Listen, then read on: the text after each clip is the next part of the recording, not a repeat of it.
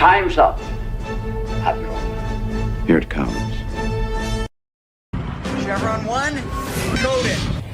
For my ally is the Force, and the powerful ally it is. Life creates it, makes it grow. You failed, Your Highness.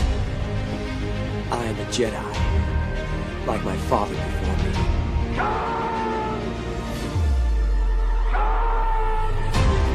Cry hammer, and let's set the dogs of war. Chevron 2 is coded. Conan, what is best in life? Crush your enemies, see them driven before you, to hear the lamentation of your women. It's all in the reflexes. Well, I'll also say that you're heavy into martial arts, Tai Chi and all that killer stuff. I suppose we have to register you as a lethal weapon. Chevron 3 encoded. And somebody ought to belt you in the mouth. But I won't. I won't. The hell I will. Chevron 4 encoded. Do you expect me to talk? No, Mr. Bond, I expect you to die. Chevron 5 encoded. You take the blue pill. The story ends. You wake up in your bed and believe whatever you want to. You take the red pill. You stay in Wonderland. And I show you how deep the rabbit hole goes. Chevron 6 encoded. Not for while you can, monkey boy. Great Scott. Back off, man. I'm a scientist. You shall not pass! I thought I'd die fighting side by side with an elf. What about side by side with a friend? The day may come when the courage of men fails, when we forsake our friends and break all bonds of fellowship. But it is not this day.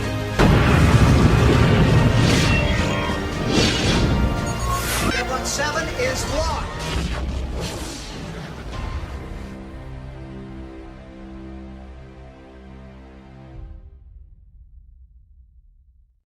Hail and howdy, everybody. Welcome back to Saturday Night Drive-In, where we take a time out of our day to talk movies. Because guess what? Movies are great. Right, Jed? Movies are great. Is that my intro? Yes! Okay, geez. Your intros are getting shorter and shorter, but yes, movies are great. And action movies of the 80s and 90s are some of my favorite. And this is definitely going to be a good discussion, I think. So yeah. I'm excited to talk about fun movies. Yes, because one thing can definitely be said, despite whatever weaknesses the Total Recall has, and it does have some weaknesses. Let's not mince words here. It is classic 80s, literally 1990 action movie. This is near peak Schwarzenegger. He has been doing this for a decade at this point almost. He knows exactly what to do. One-liners, they are... You should be going, no, but you go, yes. And this has a couple of my favorite of all time. Two of them, I love, "See the party, Richter." I love that one. And then, "Benny, screw you." I love them. Definitely heard a lot of the one-liners just out and about. Consider that a divorce. Listen, he was the king of the action one-liners. He was. Mm-hmm. He was, and they exist in the zeitgeist. They continue, they persist, and we laugh at them, and they're fun, and they're that perfect kind of campy cringe. So this is great. So we're going to talk Total Recall, the 1990 version. We don't talk about that other one that came out. Everybody pretends it didn't exist. What we do here now is we have fun doing this. So here we are. Hail and howdy, everybody. We hope you're having a good Saturday evening. Hit those like buttons. Buckle up. We're going to Mars. Okay, Jed, this was your first time watching it. This is my umpteenth millionth time watching this movie. How you feeling as we start this?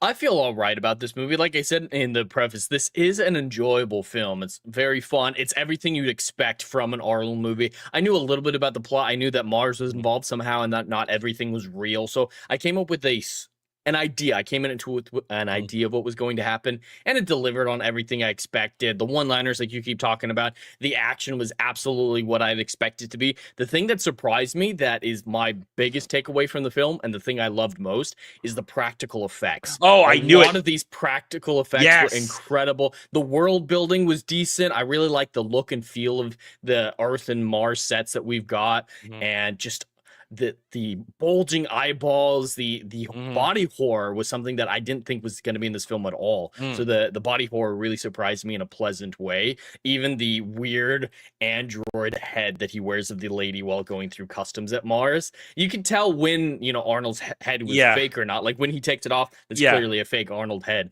But for the 90s, I was blown away with the practical effects, and those will definitely influence my score on this film, because the plot doesn't do so much to help this film. Arnold and the practical effects carry it. Yeah, I mean, there's the thing. So you zeroed writing on something I had a feeling you want to talk about. This movie, at 1990, was a benchmark for practical effects. Like, look where we're advancing to now. And everybody, whenever there was clip effects like that, or clip shows about special effects, this movie was included 20, 30 years ago, because it really took it to another level. Like you said, the body horror you don't expect. You get it right away with the opening dream sequence of him maybe being Hauser, maybe not, falling down the mountain and breaking his breathing helmet, and that happening. And this is the way it used to be. They'd put time, to put effort to want you to feel like it's real.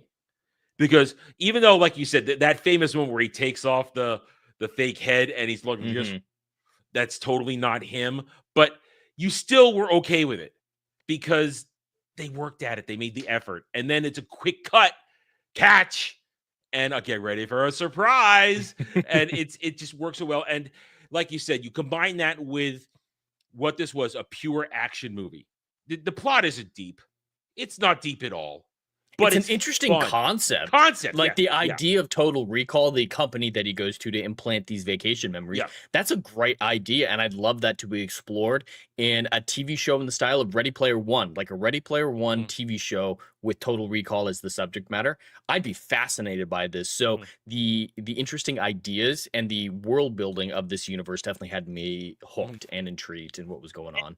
They do just enough to make the world feel right, because we know that Earth is at war, the Northern Bloc and the Southern Bloc, and the Northern Bloc has colonized Mars, and they use Cohagen, I think his name right, Cohagen, I always get his name wrong, as basically their mini dictator up there to send supplies, to send the raw materials they need to continue the war effort. That's all you need to know.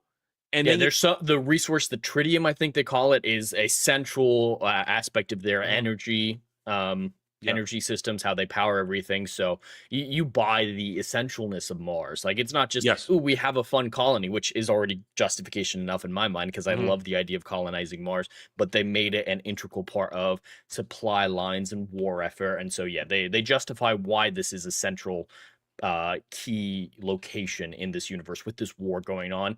And they hint at more. They keep mentioning at the beginning of the film that Quaid should go to Saturn. Everyone kept saying, hey, you actually want to go to Saturn, right, instead of Mars. So it hints that the rest of the solar system is being colonized as well, which I'd love more about that, but it gives you just enough so you know it's not just Earth and Mars. There's more out there that just might not be as important. Yeah, and so it's a world, it feels alive, feels lived in, and it brings it home even more. We go back to, I want to keep talking about the practical effects. You go to Mars, the mutant makeup. They're incredible. It's great, isn't it? It's just fantastic. Especially the one coming out of the rebel leader's stomach. That Guado is done so well, so creepily, and then the voice doesn't match at all. Not what you'd expect. I mean, like the lip syncing works. It's just not the type of voice you expect to come out of. The tone. Yeah, the tone. It's way more refined. You expect it to be like, kind of like that, but it's open your mind. It's an oracle. Yeah. And that really sells why it can like see into his mind. It creates that aura of mysticism. So the voice and the body worked so well together. And they don't really work at all telling us, okay, they mutated and they get psychic abilities. We just got to buy it. It's just like, It's okay, an established thing that radiation can give people enhanced abilities, and that's something that I have to accept, even though there's not a scientific foundation for that idea. It's so prevalent in the science fiction genre that it's acceptable. Solar radiation, they were mentioning in the cheaper domes, solar air radiation can get leaks, and through. and the contamination. Yeah, so You I can buy it. buy it, and it works. And then they work so hard to sell you the plight of the muties and all that kind of stuff, and you see how they look, and it just works. And I love the way it looks, and I love the way it feels, and you don't get tired of this thing. You look at this, and we go back to the word suspension of disbelief.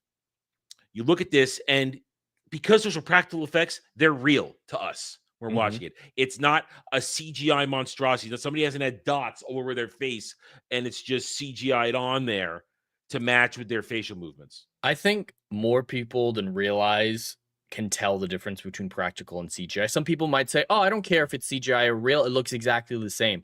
I think innately most human beings can tell the difference between what was filmed and what was generated, and this really shows the difference. I feel way more attached to the mutants in this than I would in a modern film where it's just bulbous things created in post. You feel the body horror, and that's a word I want to harp on a lot. I love body horror stuff from the 70s through 90s. They really knew how to sell their practical effects to make you feel viscerally disgusted, but pity the person involved at the same time. And you really get that with the mutants here that you're never going to get with CGI. As much as people say Avatar is beautiful, I'm going to keep saying that movie, both of them, are soulless, empty shells. Yeah, I agree. It's a great tech demo. I agree. The first Avatar film is a great tech demo, but there's no soul. If it's a video game, great. Yeah. That's fantastic. I love it. But I don't want to watch, if I'm going to watch something artificial on the screen, I'll watch anime. At least I'm getting something beautiful that I realize is fake and they're going out of the way. If it's CGI mixed with humans, I don't buy it anymore. My eye for the uncanny valley is so wide, and the entertainment is sucked out just a little bit for me most of the time. I granted, with CGI, with current day special effects, they can do so much more, create such bigger, broader worlds, but they abuse it, and it's incomplete. It feels incomplete, and maybe we're never going to go back. The problem is they're never going to go back, because here's the problem. Just a balance. That's all we want, is a balance to feel natural. And as much as this example pains both of us to bring up, I do believe part of the phenomena that is Baby Yoda is because it's a practical puppet. All these girls and women who are in love with Baby Yoda, they see that and they're like, "Oh, it's a physical thing. I could actually meet this thing and cuddle with this thing and do all their gooey stuff to it." They feel that realness that you're not going to get from a CGI monstrosity. Like the Porgs in Last Jedi were supposed to be the same thing. It's a cute little toy thing. How many of those sold? No. None, because you couldn't get attached to them. But Baby Yoda, as soon as it's a physical doll, it starts selling. Am I allowed to destroy the one we're going to buy me after it's all said and done? After it's all said and done, yes. Okay, we'll make a video on that. It's gonna suffer. We're gonna burn it with fire, because that's what that little bastard deserves. Kill it with fire. That's a whole nother subject matter for a different stream. You brought it up though, and that just got pushed to the forefront of my mind. Oh, it's good. I knew that would trigger both of us a little bit, but I feel like it is a good current day relevant example. It is. It's a good example. Objectively, it's a good example. And I don't think we're ever going to fully go back, because also the problem is, I think the art of the makeup artist, the special effect artist, I think it's getting lost with every passing year. There are good ones still out there. There are small studios who do it. There was a show on Sci-Fi Channel. What was it called? I forget what it's called. It was especially a special effects makeup artist show, and it went for a lot of seasons. And those early seasons were incredible because super talented people who hadn't been discovered yet were getting a chance to display their ability, and they were getting scooped up by these other by the companies who were involved with the show. And amazing to watch true masters of practical effects go to work.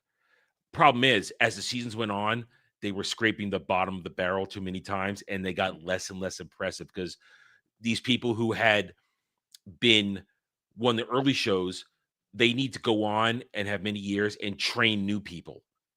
And the people left over as the seasons went on were just not the quality. So the best of the best had already been seen and moving on to train. And then they still have to train a whole nother generation. And I don't know if they're even doing that now. That's a fear of mine. I wonder if those people maybe be the last great physical makeup, practical effects masters. And if it'll go They don't away. really teach it at film school as much anymore. And I think another part of the practical effects art form that is entirely gone, even more so than the makeup aspect, is puppetry. Oh, Henson magic. Exactly. That's what I was thinking. That's as much as I haven't finished Farscape, I kind of lost interest in the plot and everything like that. I never lost interest in the practical effects of the puppetry and the makeup. It was always beautiful, and it made me invested in those characters. That art is gone. Yeah. And it's partially important because Brian Henson really has squandered his father's legacy. He hasn't really innovated. Listen, Jim Henson was a genius. He was a genius, and he nurtured genius with Henson Company, with the Henson House. And his son really didn't. They tried another spinoff show like the one I just told you about, and it didn't really go anywhere because he didn't know how to run it. He's not running his company as well. So you go back. We're never going to watch it because it is too much of a kiddie movie. But you look at the Dark Crystal, and that is a masterclass of Henson magic. With puppetry, the entire movie is puppetry, or people in full costume. There is no humans in that movie, and it's very simple. It's a kids movie. It's only on my shelf out of nostalgia because I worshipped that movie when I was a little kid. Worshipped it, but that is a masterpiece of puppet art, is what it is, and that's why the Skeksis are magnificent. Hold them up there as just pure art. But back to the movie at hand. That was a good tangent. I like that tangent. It wasn't a bad tangent. It's a relevant tangent. Yeah. But just to back up. So this is why Total Recall remains a standout, enjoyable movie, because the practical effects work every time and enjoyable. And you add on the action. You mentioned it. The action of this movie, it's top notch. Breaking windows, running through things, giant machines, battle damage, people getting shot everywhere, fist fights, and here's the thing: the fights are believable. Is that fair to say? Like Quaid versus Richter on the elevator. That's a good, solid little mini fight on the elevator. Of course, it ends in glorious action movie fashion, where he gets caught and he rips his arms off. Like no, boo, see you at the party, Richter. It's glorious, but it's still believable. Because they knew how to do it. They had the right choreography masters. I can speak. They had the right choreography masters. They had Arnold, who knew what he was doing. You have a talented professional bad guy like Michael Ironside, because that was his shtick. Play the asshole, play the bad guy, and he did it so well. And everybody knows their role, and they happily did and had a good time doing it. You could feel the energy. It's fun. It's exciting, and I love it. Action, they don't make these movies anymore. Now it's too much kung fu and flying around, and so much sped up footage to make the actors look more competent than they are. Or you give the women too much. Melina wasn't overdone. And when Sharon Stone was doing her stuff, it was believable because she was fighting like an acrobatic woman would fight, not trying to go toe to toe with Arnold. Which is not a fight that a modern movie could portray, because he decked her a few times. Like when he knocked her out early on in the film. You're not seeing that in a modern movie. Yeah. Knocked her the fuck out. And it was great. It's believable. Or the believable stuff, like one of my favorite moments, just in terms of raw action grittiness, is when he goes to recall. And this is where the movie schisms, where you don't know what's going on. So let's lead up to this. We might as well get into the movie. So essentially, we start the movie off. We get the world build briefly, and then you get introduced to Doug Quaid, who just seems to be a construction worker who was moved to the city with his wife, played by Sharon Stone. Her name I don't remember. And he seems discontent with his life. He wants more out of it. I deserve more. He has an obsession with Mars. He keeps having dreams about being on Mars, dreams about a brunette, athletic woman, and his wife isn't happy about that, and she's like, "Can we just stay here and not talk about Mars?" And he's obsessed with it. So, and even at work, he's bugging his buddy.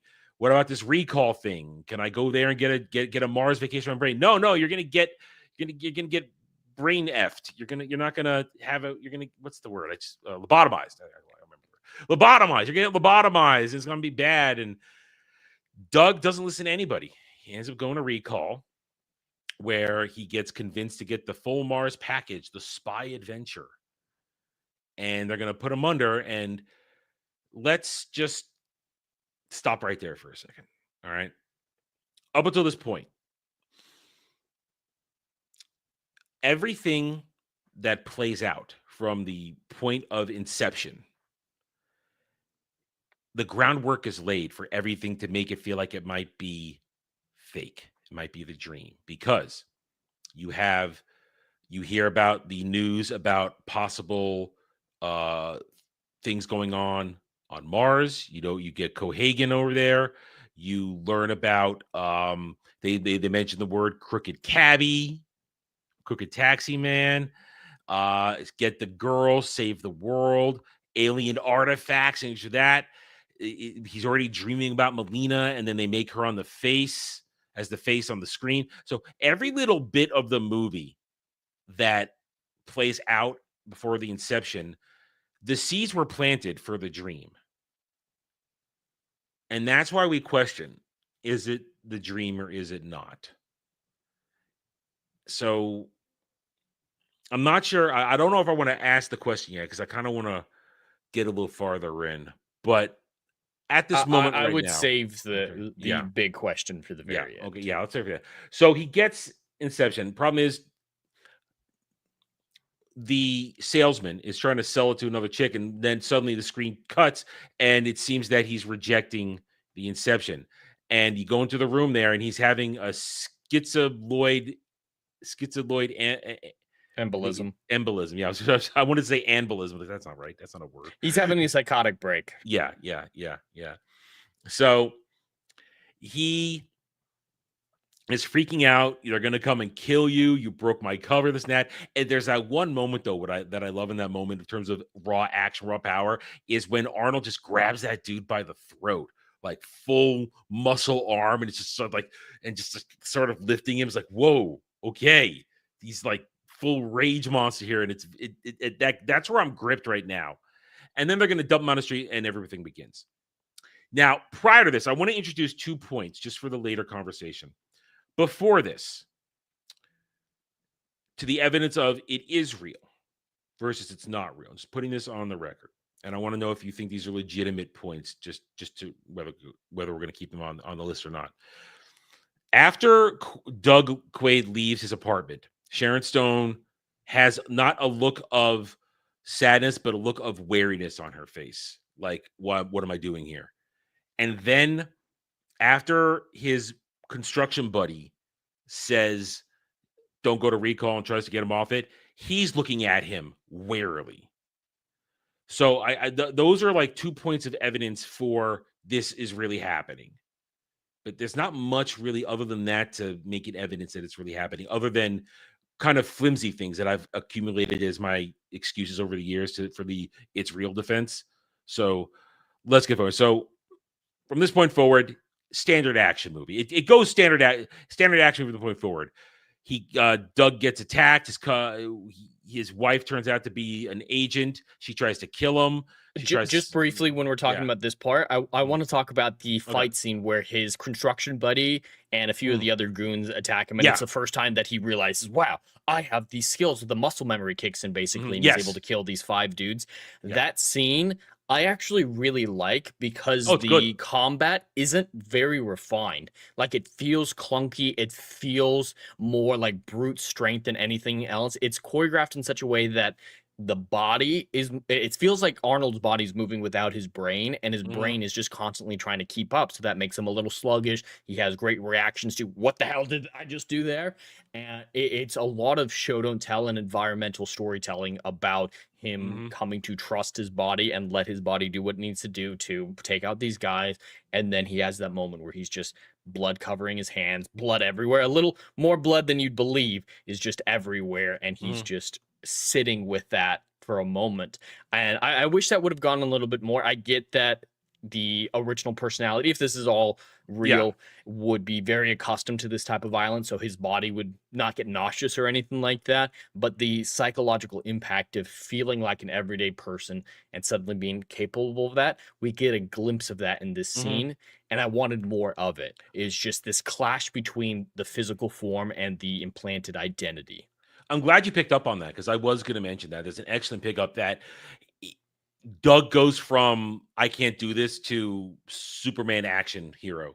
And it makes sense because, like you said, perfectly said, the Hauser personality had a trained body, and therefore it's going to kick in, and he gets more and more used to it as movie goes on. But still, it's still not high intensity wah kung fu flipping. It's more just kind of raw fighting power in the end. Oh, now with the firearms, it's like hip shooting, not looking.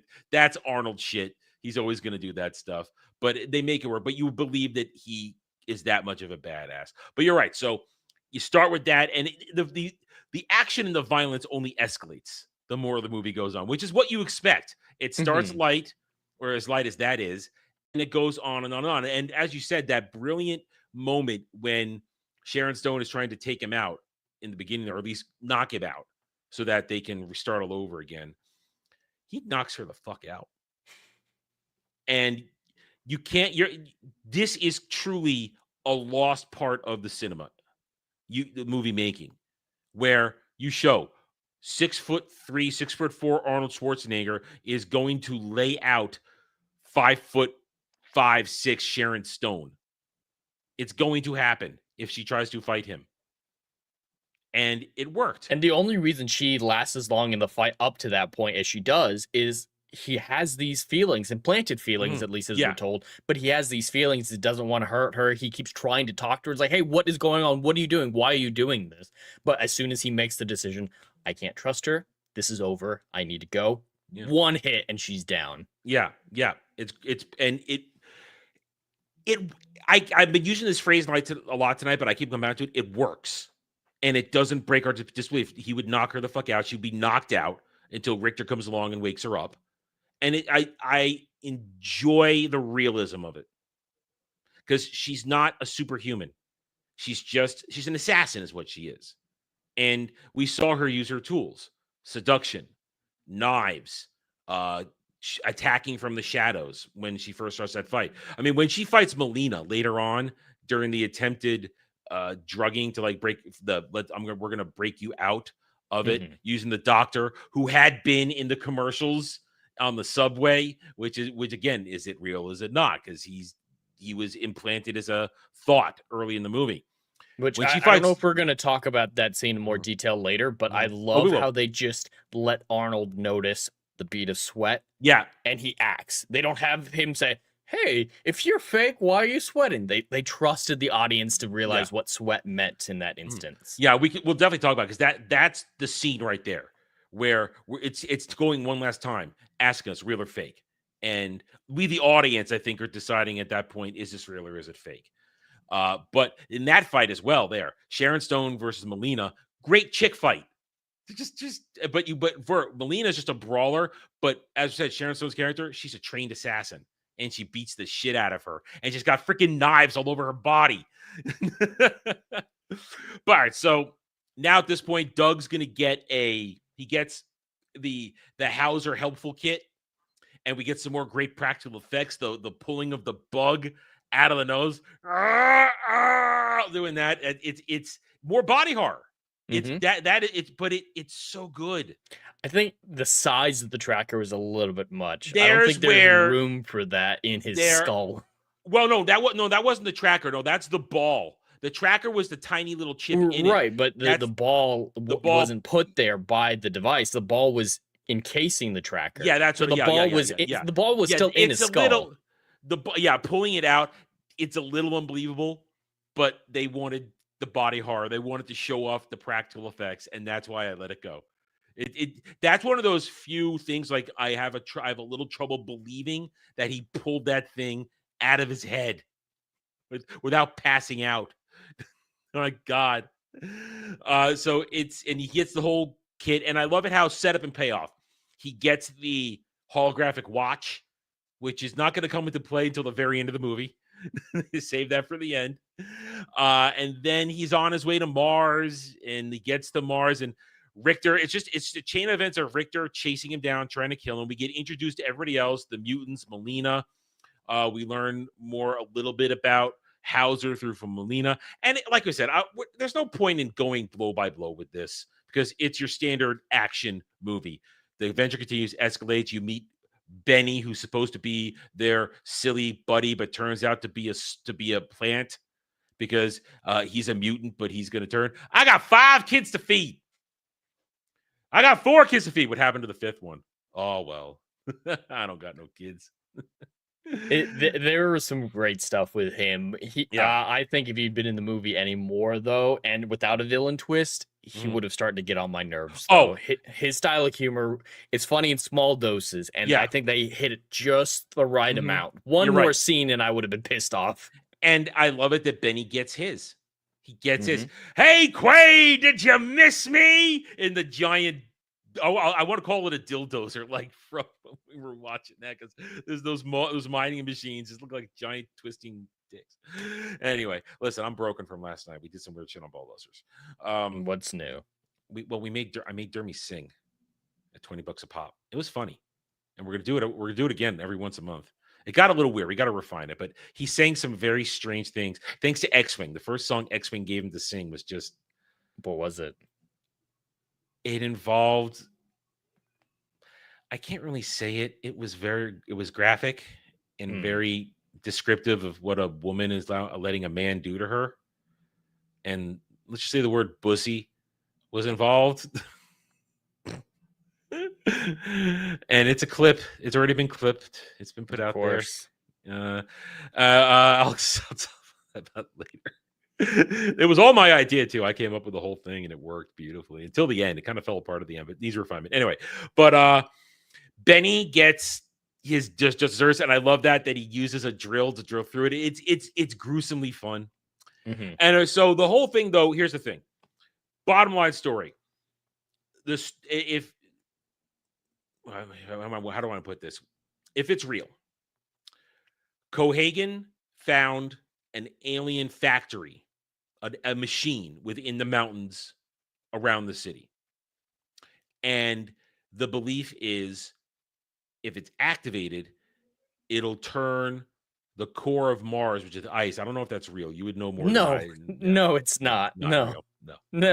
Points lost. It has a similar core to Earth that's much smaller and much more inactive. They have a very weak magnetic field, which is one of the bigger things that we need to worry about when terraforming Mars. Yes, the atmosphere and oxygenating it is an important step, but without a strong magnetic field, the atmosphere is going to be stripped away by solar winds. Solar radiation is going to kill We're going to talk about everyone. that at the very end. The whole finale. That's where I lose. I take points off this movie because they really go hard sci-fi while trying at times to mix with real sci-fi, or believable sci-fi. So we'll get to there. So the whole thing is that Cohagen has the factory. People want to bring more. People want to turn it on, but he doesn't want to. He actually believes the one thing. Cohagen is a bastard. He gives a great speech, played by Ronnie Cox. The great Ronnie Cox played villains to Senator Kinsey, for those who may know Stargate. Senator I knew Kinsey. I recognized him. Yeah. Thank you for saying Kinsey. that. I wasn't sure who you it didn't was. know. Oh, yeah, that's Kinsey. Yeah. So now it's like, oh, yeah, you're an asshole. You know now you know where he got asshole. So Ronnie Cox knows how to play asshole. Only time he ever played a hero was when he played the captain in Beverly Hills Cop. That's the only time he's a hero. Other than that, asshole. Every role. And he does it well. Anyway, so Cohagen actually believes that it will destroy the planet. But at the same time, he gives a great speech to Michael Ironside's Richter when he says, you know what I like? I like this job. Because as long as the Northern Bloc needs materials, they let me do whatever I want up here. He's basically the king of his fief. fiefdom, and he can do whatever he wants. But he also does believe that if he turns the engine on, because in that panic moment at the end there, you'll kill us all, he thinks it's going to destroy the planet. He does. So it's an interesting little twist to his character. He's evil, but he doesn't want to turn the machine on, not because he's for an evil intention. He thinks it will destroy the planet. So it's an actually this nice little twist there.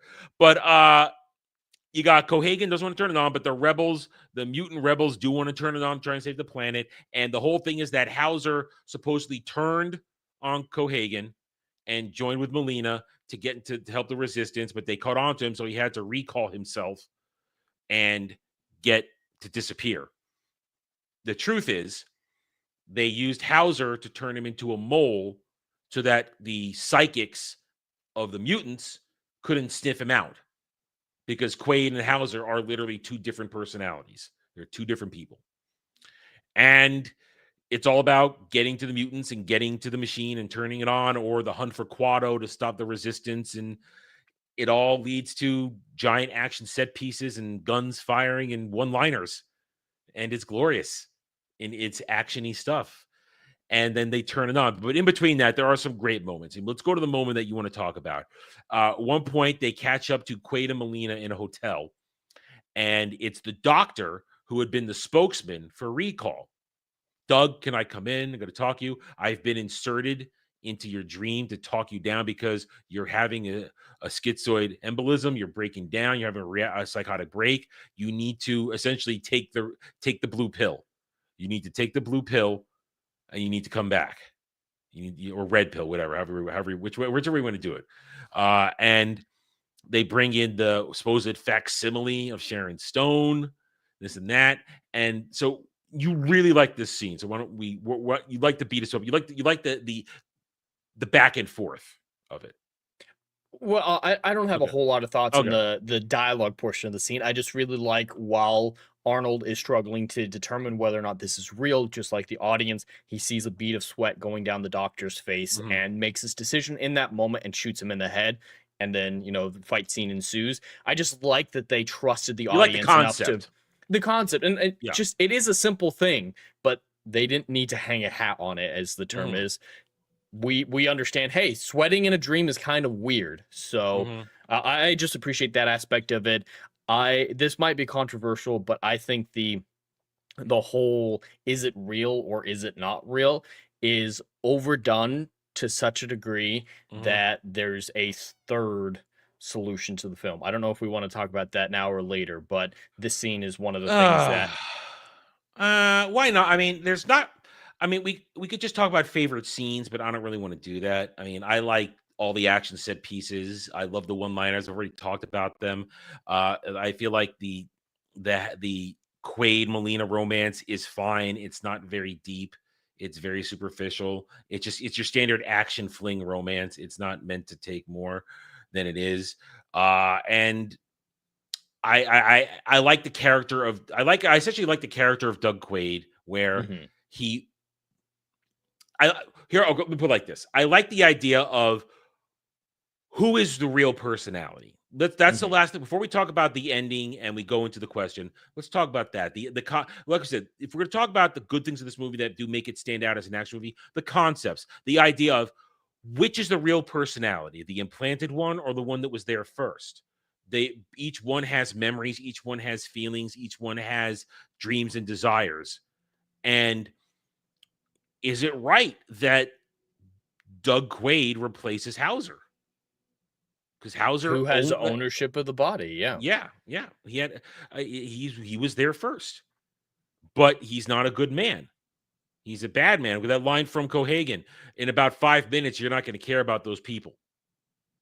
And it's an interesting concept that in a more dramatic movie, I think they could lean into it more because there's no Mhm. time in this movie to do that. There isn't time, nor it is the movie to really do that. I mean, did you ever watch Show Blind Spot on NBC a few years ago? I haven't, no. It didn't involve memory replacement, but it involved erasing memories, where you took a particular drug and it erased all your memories. But the main character, Jane Doe, had originally had a real personality, not her blank slate. And as the seasons go on, that personality eventually emerges, and she has to go to war with herself to decide who's the real person, Jane or Remy. And at one point, there's a very integral scene of mental warfare where they're both basically battling for control of the body, and eventually they merge to be a single conscience. Like the Remy, who was the anarchist, the rebel, the revolutionary, merges with Jane, who ended up turning to law and order and fighting the good fight and not being destructive or chaotic or anarchical, and they merged to one. And that's the type of show. Of course, that show jumped the shark at the very end. Is it real or is it fake? At the very end, that's why I'll never rewatch it. The ending was like not the whole thing, but just like the final moments of the show. Is it real or is it fake? We don't know, and I hated that. That's why I'll never watch it again. But there's an example of exploring two personalities. Who has the right to be there first, the original or the new one who accumulates its own memories and experiences, this and that. So I really feel like the movie dips its toe in there just enough to make you question. And of course, it's going to make you root for Doug Quaid, who is the good guy, the protagonist, not an evil man who's going to kill a bunch of people who are just want freedom from oppression. So it's simple. So I do like that concept.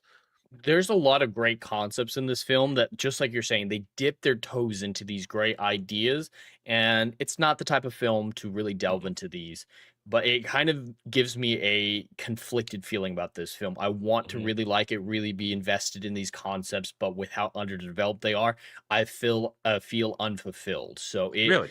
it gives me a conflicted reception to this film, because I want to see what you're talking about. There's a lot of narrative meat into determining whether or not the which is the real personality who has rights to the body, and then you can get into more metaphysical stuff like his soul's involved, and there's the well overdone nature versus nurture argument. But you could have that argument of, well, it's clear that there's not a nature underlying this body. So are we all just the sum of our nurturing? And his implanted nurturing makes him a whole different person. There's so much narrative meat to just that concept, but it goes nowhere. There's so much narrative meat to Total Recall as a concept, the company, but they spend the whole time just saying, hey, is the movie real or not? And that's as deep as it goes, that I just feel unfulfilled. Like, Well, some guy with a cork board put up some great ideas, and then someone else just tried to. Well, it is based connect on the a book. dots. It's based on a book, and it's totally different from the book. The remake is a little more closer to the book, I'm told. But point is, I see what you're saying, and my only counter is that the movie knows exactly what it is, and it doesn't try to be anything more. It's true. We are an Arnold Schwarzenegger action movie. We're gonna, as we said, dip our toe into these concepts, but we're not gonna dwell on them, because you're here to see Arnold kick ass, take names, and say one-liners. That's what we're here for. And I appreciate that. That's why I'm never bored with this movie. I enjoy it. I like the concepts, but I'm happy with it just being surface level, because I'm here for an action movie. I'm here for repetitive music that at sometimes feels like it's trying to replicate Conan music at points, the Conan soundtrack, and I'm here for that. That's what I'm here for. I'm not here to think hard. I'm here to be intrigued by the concepts, but not think hard. So no, I understand my interpretation or enjoyment of it is unique. So though it's 100% subjective things, I agree. It is what it's meant to be. It's an Arnold fun, turn your brain off action movie, and it does accomplish that. Just from a subjective standpoint, I can't get fully invested in it. So I won't take away points for that. But yeah, that's subjectively, it's just kind of a meh film for me, because I can't get over that hump to really care about what's going on. I mean, I saw this movie when I was essentially 10 years old. That's when I saw this movie. And the three-breasted woman changed your life. Not really, because I didn't buy it. Even in my prepubescent stage, as much as I realized I liked boobies, even at that young age, that never moved it for me. I mean, I went and saw this in the theater because my mom said, "Okay, fine, you can go see this." Because there was the rule in my house: you can go see all these R-rated movies as long as the language doesn't get spoken out in public. If I hear one word from a teacher or a parent that you said "fuck," "shit," all these things, the deal is off. and you'll have to wait till you're a teenager and you're old enough. So I played by those rules, and I got to see all the R-rated movies I wanted. So I saw this when it came out in theaters, and I loved every second of it. My little boy brain was like, "This is great! It's just action all over the place." I mean, I'd already seen Predator and all these things at this point, so I was initiated into Arnold action movies already at a young age. But it is what it is. And then you get to the conclusion, the fight at the reactor. He turns it on with the whole alien hand and the thing. I mean, you can't see my angle. I'm trying to. Well, I don't know if you thought about this, but I could not think about Donna from the end of season 4 of Doctor Who, where she's on the Centauran ship, or in the middle of that season, excuse me. She's on the Centauran ship, and it's like, there's a door, and there's a keypad to open it, but it's got 3 fingers, and the Doctor's just like, you have 3 fingers. Oh, right. And then she does that. Actually, no, I didn't think about that at all. I was thinking about that the whole time. Every would time think I saw that platform, I was like, Donna has 3 fingers. You would think about that. You would. And you totally would. But yeah, and then they turn it on, and here's they should all be dead when they got sucked out. Their eyes are bulging out of their head. I don't know if you know the blast of oxygen is not going to reset that kind of facial damage. There's physical damage. Yeah, their faces are swelling. Yeah. And I don't know if you know how it works in space, but at lower pressures, liquids boil at different temperatures. Yeah. Like even in the cold of space, water will boil off, right? Their blood is literally starting to boil in their bodies. That's not something you come back from. Yeah. That, as much as I love this movie, my entire life, I do not buy the final scene where they're all choking and dying and this and that. I don't buy it. The blast of oxygen is not going to reverse any of that, but it does magically. And then it's the happy ending. And it changes the color of the dirt.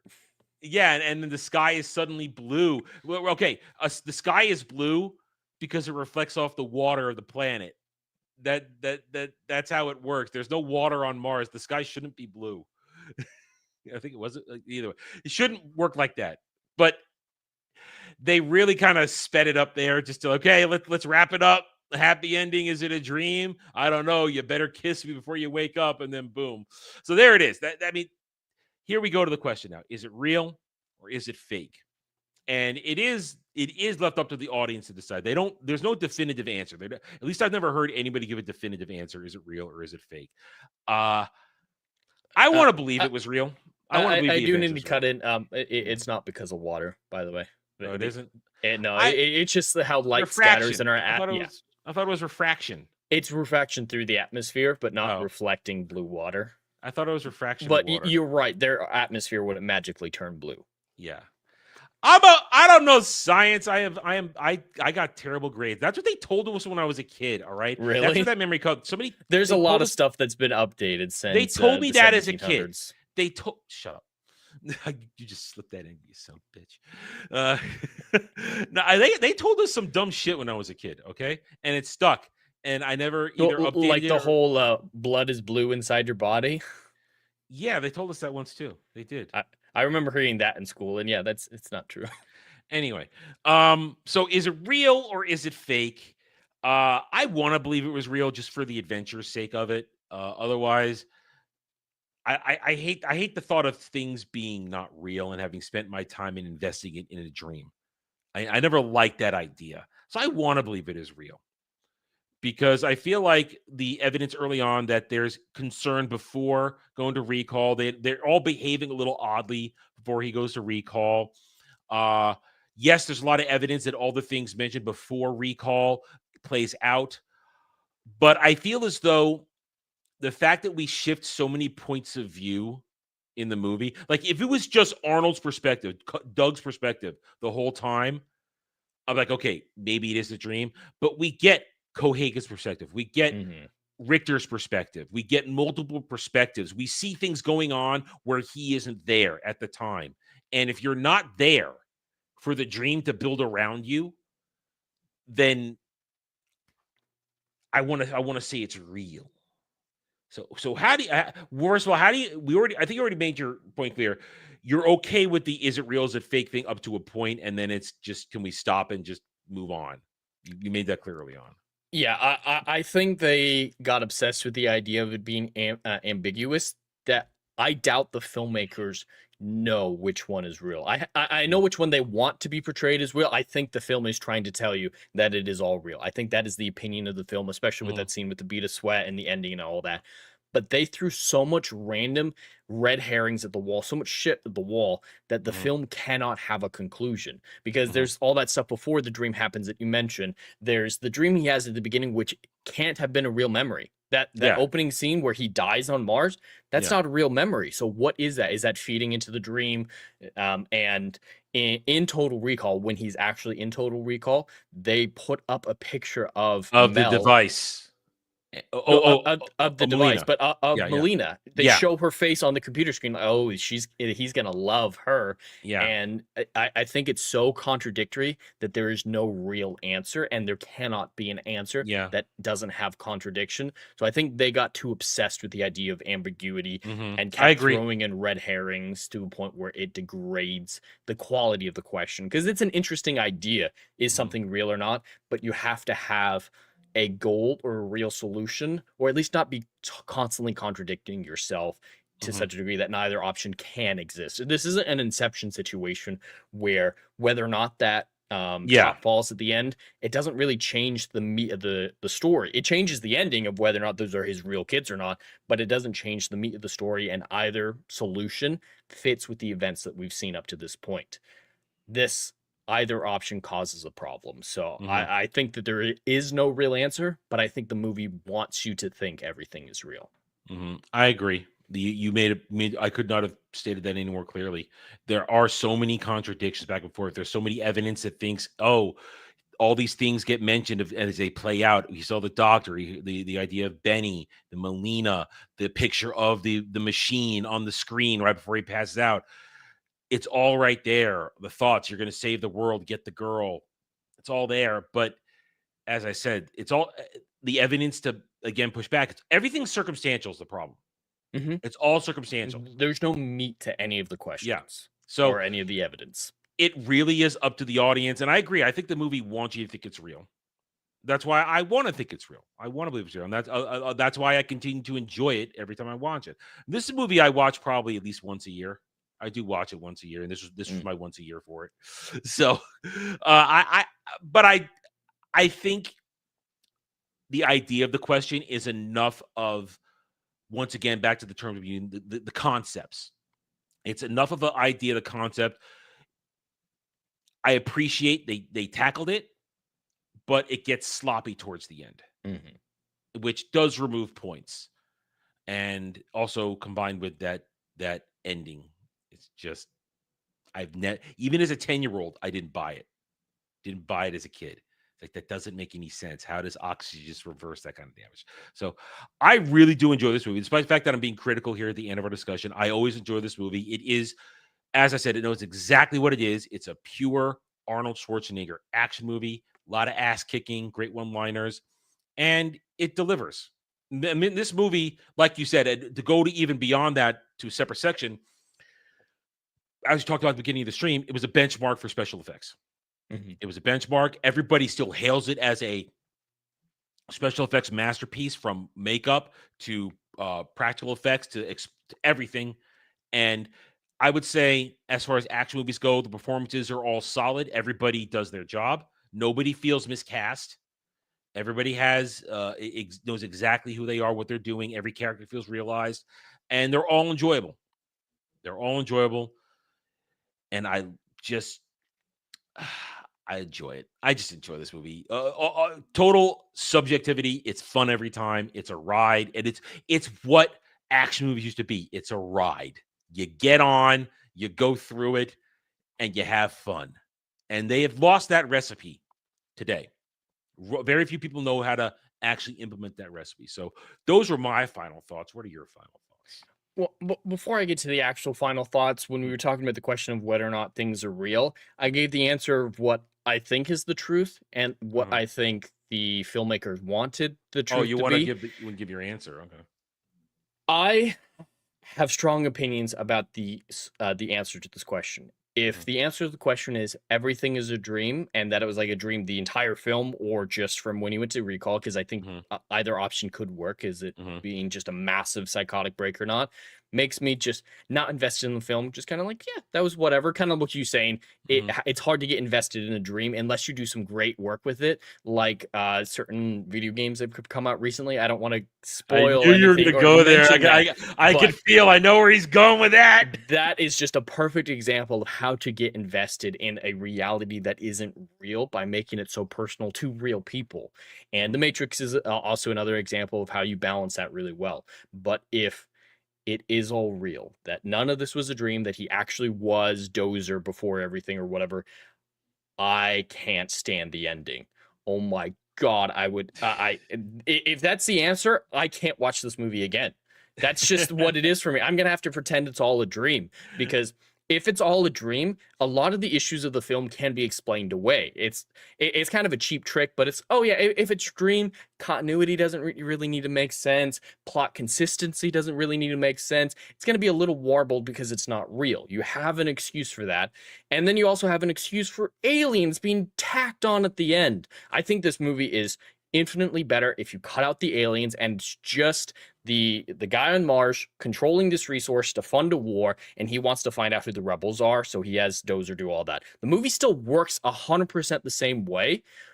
Just cut out the fucking reactor at the end, the ancient aliens at the end, the terraforming Mars in 10 seconds.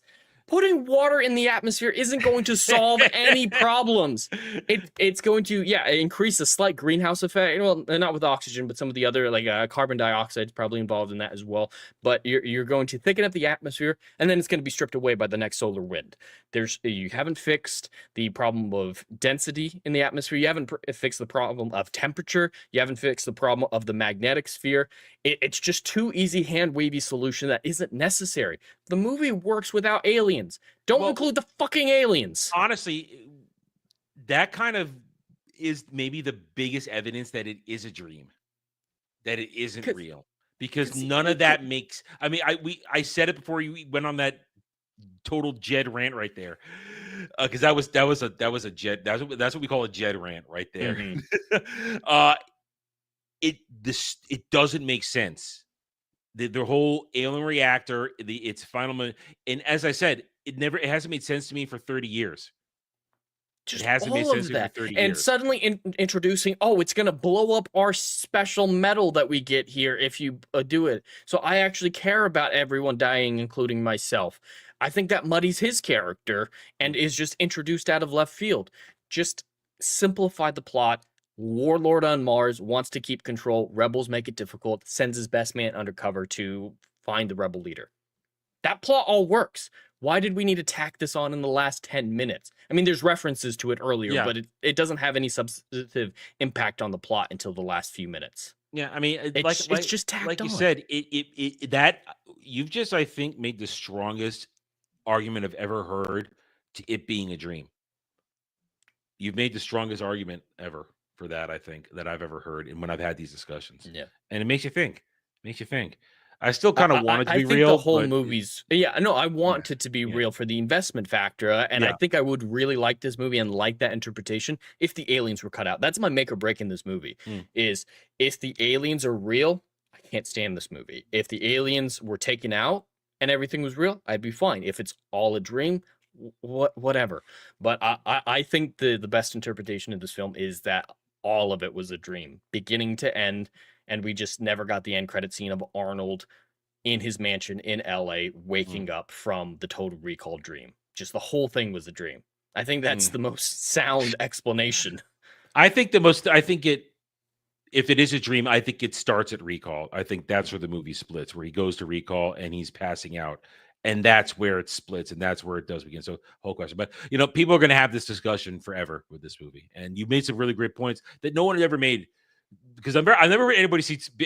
As I said, I don't like the way the whole machine works, but I've never heard anybody be so disgusted as you were. He said the core of the planet was ice, and that they're superheating magic metal to touch the ice, and then the steam's going to terraform the planet in the time it takes for someone to die on the surface. I know. And it's gonna blow out all the windows, and the science in this movie just wasn't great. I mean, it was the 80s. It was kind of what you'd expect, and I was ready to forgive it for the majority of the movie until that ending with the aliens. Like Mars, it does have a vacuum effect. So like if you broke a window on Mars, there would be a sucking effect. But what was portrayed in the film is way more on par with outer space. It's not going to be quite as powerful, but yeah, it's not a very scientifically sound movie. No, And of course, no. the moons bother me. I know that I can't put the moons as an actual critique of the movie, like in my objective criticism, but the moons bother me. Yes, Mars has 2 moons, but they're tiny. And the smaller one, you're not going to really be able to see as more than what we see as satellites. And like it's barely reflective most of the time. It's not too perfectly next to each other moon versions of the twin Tatooine suns. It's not the moon version of that. But I know that's just that's a me thing. I can't blame the movie for that one. If anything, I'm happy we got a very powerful Jed rant out of this. Anyway, so I was waiting the whole time for that because I raged when the movie finished. It's fine. I'm okay. Listen, I'm okay with it. Listen, I love that you give these perspectives on these movies that I hold so dear from my childhood, and you attempt to crush them and leave me never wanting to watch them again, but I still will.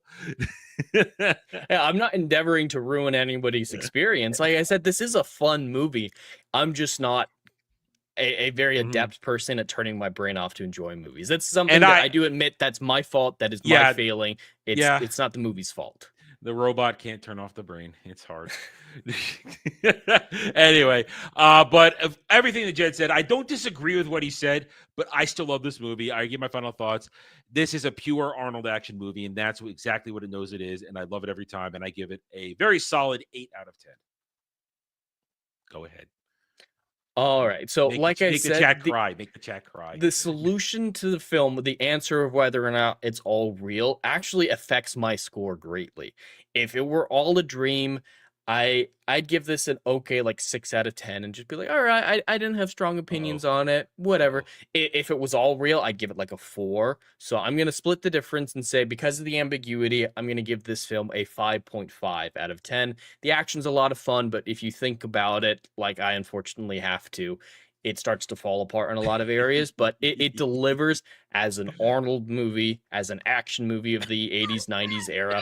It's really fun to watch, and the practical effects are just top notch. I think a lot of them hold up. There's a couple Arnold faces, like we talked about, that you can absolutely tell that head was a fake Arnold head. Yeah. But besides that, I have no issues suspending my disbelief and being fully invested in the practical effects. They're the best part of the film, in my opinion. And as usual, chat unhappy, but that's normal. It's normal. We're used to it now. Anyway, all right. Thank you, everybody. Jed, we're starting October, and we're gonna go horror, spooky movies because we try to theme it up a little bit. And tell us what you got for next week. Yes, so we're starting spooky season, and there's a film that I've been told most of my life that I need to watch. It's a classic horror film that I've never seen, but I know Adam loves it, and everyone I talk to says it's a great film and a great ride. So we're going to be checking out the Kurt Russell version of The Thing. The Thing. Yes, we have done it on a preview version of this show, but I'm very happy to talk about it because it is you want to talk about body horror. You thought the body horror in this, The Thing says, hold my beer. And the body horror of The Thing, that's practical. That's another, we're talking mid-80s practical effects, special effects, makeup, glorious. I think you're going to like it. I think you're going to enjoy it. And there's always much to talk about. But I will save certain commentary for when we reach the end of our discussion of it next week. So, and yes, Lagos pointed out it's John Carpenter's The Thing. Because remember, John Carpenter can either be great or he can be bad. He goes both ways. Now, I know there's 2 of these The Things. Is this the original or the remake? This is the original. This is the original. Okay. This is 1985, The Thing. I think it was 85, 84 or 85, something like that. This is John Carpenter's The Thing. This is Kurt Russell. And it's good. It's good. Anyway, all right. Have a great time. Oh, it's gonna be great. Oh, it's gonna be a great discussion. It'll be a fantastic discussion. All right. Thank you, everybody, for joining us this evening. You can show your appreciation with like buttons, comments, subscriptions to the channel. We appreciate those things and spreading the good word. We will see you guys next week for another edition of Saturday Night Drive-In. So until then, take it easy, everybody.